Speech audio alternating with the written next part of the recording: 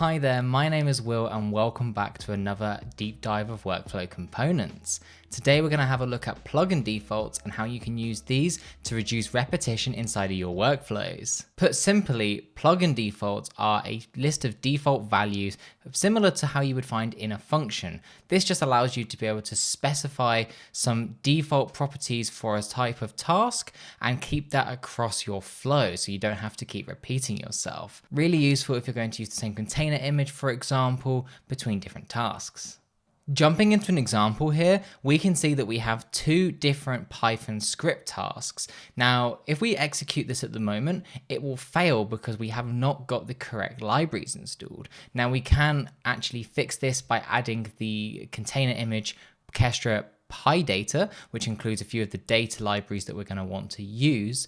But if I execute this right now, you'll see that actually it does not execute because we are missing those libraries. And you can see here, it does in fact fail. Now, simply right at the bottom of my workflow, I can add in a plugin default. And here I will specify the task that I want to add these properties to. And then I can then just list the properties out. So in this case, I want to make sure they're both running in a Docker task runner.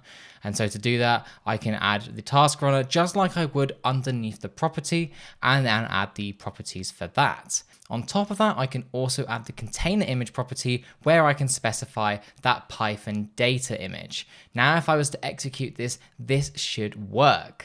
And we can see now that it is executing successfully. We can also have a look in the outputs tab and see that both of them did successfully do the tasks that we asked them to. And so this is really useful for being able to reduce repeating yourself throughout your workflow. Because now instead of having to put this block in both of the tasks, I'm able to specify it just at the bottom. Now, one extra thing that is worth noting is that if you are using a required property in your plugin default section, you will get a warning here that will say that you're missing that required property. Now, this is just a warning and you can still execute your flow as once you hit runtime, it will know that this value does exist. So if we test this out now, we can see that even though we didn't have it under the task itself, we did in fact have a successful execution.